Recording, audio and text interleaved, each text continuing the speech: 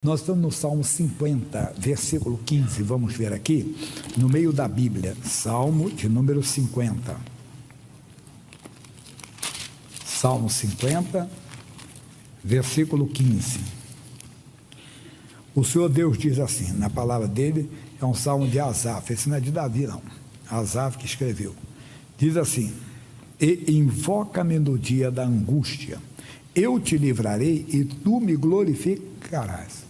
O que é invocar Deus? Invocar o Senhor é mais do que você ficar Senhor, Senhor, Jesus, Jesus, meu Deus, meu Deus. Claro que também inclui, mas é mais do que isso. Nós vamos entender que invocar o Senhor é trazer a palavra de Deus à baila, trazer a palavra de Deus à tona diante dos fatos. Vamos para o Novo Testamento, Romanos 10, 13. Romanos é Novo Testamento. Romanos capítulo 10, depois de Atos, né? É o 6º livro do Novo Testamento. Capítulo é 10, versículo 13. Diz assim, 10, 13. Porque todo aquele que invocar o nome do Senhor será salvo. Então, parece que continua na mesa. Invocar o nome do Senhor vai ficar Jesus, Jesus, Jesus. Vamos ver. Alguns já conhecem bem o Apocalipse, capítulo 19, versículo 11. Apocalipse, capítulo 19, versículo 11. Diz assim, 19, versículo 13, eu falei 11, desculpa, é o 13, tá? Vale o 11, mas não vai para nós agora. 13. E estava vestido de uma veste salpicada de sangue, e o nome pelo qual se chama, diga, é a palavra de Deus. Está vendo ali? O João teve não o Batista, o evangelista, ele teve uma visão no Apocalipse e ele viu um cavaleiro com as vestes salpicadas de sangue. Qual era o nome desse cavaleiro? Todo mundo vai dizer o Senhor Jesus, é verdade, mas ele não chama-se amado Senhor Jesus, está chamado a palavra de Deus, que nós já aprendemos que Jesus é a palavra que se fez carne e habitou entre nós.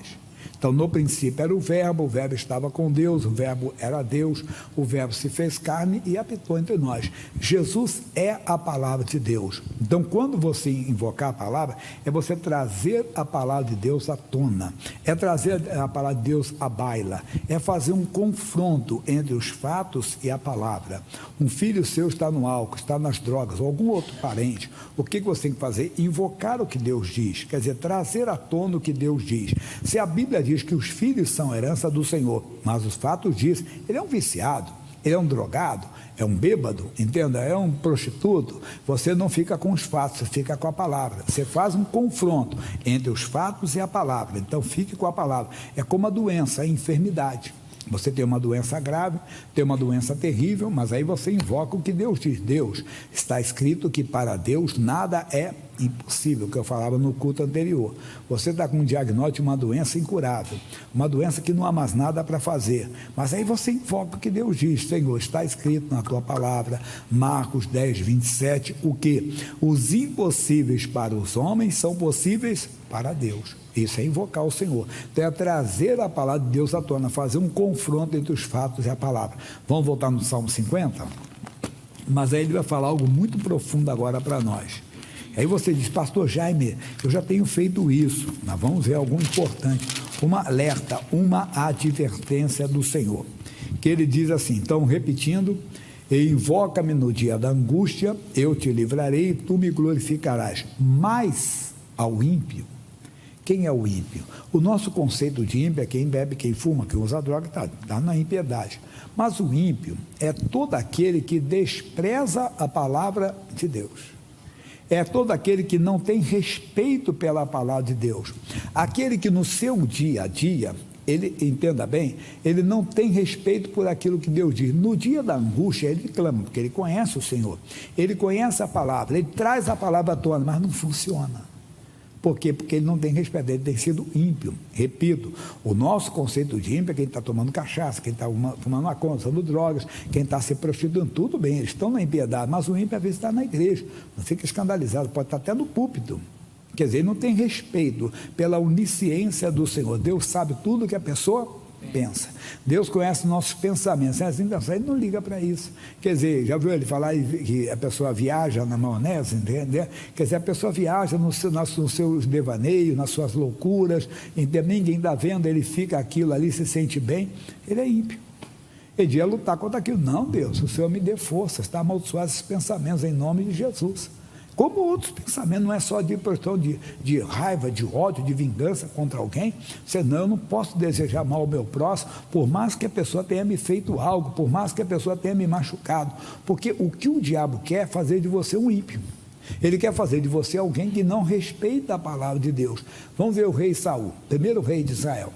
O homem tinha unção de Deus, mas aí ele começou a desprezar a palavra de Deus.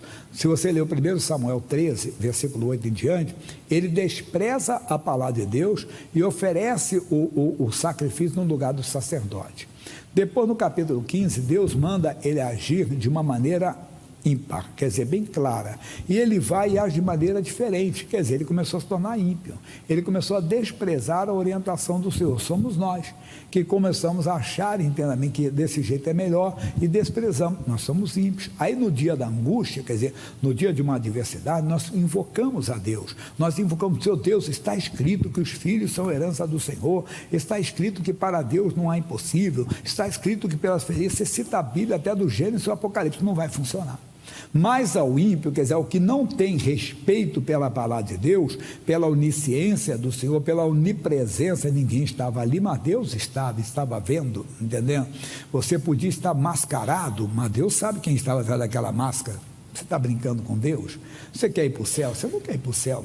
Talvez você não quer ir para outro lugar, não quer ir para a prisão, não quer ir, entenda bem, pagar isso, fazer aquilo, mas você não quer ir para o céu. Porque está aqui, claro, entenda? Você disfarça, coloca um bigodinho postiço, uma peruca, isso eu já falei várias vezes, não estou falando agora não. Já falei, você sai, ninguém vê, ninguém vai descobrir que é você está muito bem disfarçado, mas Deus sabe. Se Deus sabe até as intenções do coração, imagine um disfarce, se Deus não vai saber. Mas o ímpio não respeita a onipresença de Deus. Aí diz, que tens tu que recitar o meu estatuto e tomar o meu conceito na tua boca. Não adianta citar a Bíblia toda para Deus. Nós temos que verificar, pessoal, porque nós podemos passar lutas, adversidades grandes, que nós vamos invocar o nome do Senhor e não vai funcionar. Vamos invocar a palavra de Deus e não vai. Puxa, mas eu conheço a Bíblia. Quem prega para você, rapaz, mulher, homem de Deus, está escrito aqui, eu sei que está escrito, mas por quê? Mas eu creio também, mas não está funcionando. Tem que verificar. Não estou dizendo que seja o teu caso, mas tem que ver que esse caso é de muita gente. 17, pois aborreces a correção. O pior, entenda, não é o erro. Quem costuma dizer, errar, alguém fala, persistir no erro é burrice, mas não é isso não. A pior coisa é a pessoa se rebelar contra a verdade, que está ali, você devia aceitar. Eu falo o paralelo, vocês já ouviram várias vezes, faço isso décadas, eu falo, Saul e Davi. O Saul foi esse primeiro que eu falei, o pecado dele aos nossos olhos, bem, como eu falei, ele ofereceu sacrifício no lugar do sacerdote, depois Deus mandou ele agir de uma maneira, ele agiu de maneira oposta. Muito bem, tranquilo isso aí, né? Muito tranquilo. Um pecado, vamos dizer, um pecadinho. Davi cometeu um adultério e participou de um homicídio. Davi pecou desse tamanho para nós, Saul pecou desse tamanho. Mas quem foi condenado foi Saul, porque o Davi aceitou a correção. O Saul, quando foi notificado, ele disse, já foi se justificando. Quando o Samuel chegou no encontro com ele, ele já disse, salve o Giro do Senhor, fiz o que o Senhor mandou. Mas, peraí, que balido é esse de ovelhas no meu ouvido? Que mugido é esse das vacas? Ele estava ouvindo o barulho dos animais. O povo trouxe de Amaleque, mas o resto nós fizemos. Trouxe aqui aqui ao rei. Por que você não cumpriu o que Deus falou? Por que você não cumpriu? Passou de ti o reino. E o pior dele é isso, é que nós chamamos, que a Bíblia fala de porfiar, quer dizer, tentar convencer a outra parte que você está errado quando você sabe, que se você está certo, perdão, quando você sabe que está errado. Quer dizer, convencer a pessoa que não é erro, e você sabe que é erro. Então ele fez isso. Esse é o grande problema. Aborreces aqui, ele está dizendo, a correção. Obrigado. Quando Natan notificou para Davi, olha, rei, um homem tinha muitas ovelhas, muita criação, e o vizinho dele tinha apenas uma ovelhinha. Aí chegou um viajante na casa desse homem muito rico, tinha muitas ovelhas, muitas vacas, né? Muitos animais. Esse homem muito rico foi na casa do vizinho, que só tem uma só. Ele pegou essa ovelhinha e matou e preparou para o homem viajante. O rei nem deixou ele falar: esse homem é digno de morte, esse homem é você. Sendo você rei de Israel, poderia ter a mulher que desejava naquela época, era assim. Por que foi pegar a mulher de Urias? Quer dizer, foi ter relacionamento com ela? Por que você foi pegar para você, quer dizer, pegar para o seu leito, pegar para a sua casa, pegar para como mulher sua, pegar, trazer para você, pegar não é o termo pejorativo que a pessoa usava e fala, não, pegar que eu estou dizendo é trazer. Por que você foi trazer essa mulher para dentro da sua casa? Por que você foi trazer? E o Davi aceitou. E ele foi escrever o Salmo 91, disse: eu pequei, eu somente pequei, eu fiz o que era mal aos teus olhos. Lembra da tua misericórdia. Por isso ele encontrou misericórdia. Nós estamos falando aqui, o grande problema é a pessoa não aceitar a correção, está dizendo aqui, e lança as minhas palavras para detrás de ti, quer dizer, não deu primazia, ele se justifica, tendo se justificar, não, mas o meu erro não foi bem assim, muita gente também faz, outra coisa é acusar os outros, né? Mas tem tanta gente que erra, problema dos outros, eu lembro de um filme, até que é a história de um homem, que é verdade, ele se tornou um médico muito famoso, ele era garoto, você já ouviu falar a história de Benjamin, nos Estados Unidos, ele se tornou um neurocirurgião muito famoso. Ele era garoto, tinha dificuldade de estudar, de aprender. Os colegas debochavam dele. E a mãe um dia falou assim: meu filho, se você não estudar, não se valorizar, você vai ali para a fábrica igual os outros, não é mesmo? Mas você vai ser. Mas tem tanta gente assim, mas os outros, esqueça os outros, o mundo está cheio de outros, eu estou falando de você. Porque você tem que acordar, você tem que despertar, somos nós. Se os outros estão errando, eu vou orar por eles, mas não posso de maneira alguma tentar me justificar, porque alguém errou também. E porque alguém errou e não foi punido, ou alguém foi errado, não, um dia a conta vai chegar, se ele não se arrepender. Às vezes se arrependeu e você não sabe. Você sabe que o erro não foi contra você, o erro foi contra outra pessoa, mas ele pediu perdão a Deus, por isso ele está justificado e por isso ele é atendido. Cuidado para você não cair nessa. Terminando, pessoal, ele diz assim: quando vês o ladrão, consentes com ele. Que é o ladrão, pessoal? Diabo, que mata, rouba e destrói. E tens a tua parte com os adúlteros, daqueles, entenda, que mudam a palavra de Deus, que estão traindo a palavra de Deus, correndo para sentar aqui o final. Soltas a tua boca para o mal e a tua língua compõe engano. Não faça isso. A Bíblia diz, Mateus agora, vamos no Novo Testamento, 12:37. Isso aí também preguei num dos cultos de hoje. Não é a mesma mensagem, mas e até outra visão. Ele diz: porque por tuas palavras serás justificado, e por tuas palavras serás condenado. Ele errou, errei, então Davi foi justificado aí, quando ele falou: eu pequei. O Saul disse: não, eu não fiz assim, foi o povo. Quer dizer, ele foi condenado pelas suas palavras, não pelo seu erro, porque ele não aceitou, entenda, a correção. Se ele aceita a correção, é diferente. Ele não aceitou a correção. O segredo é aceitar a correção de Deus.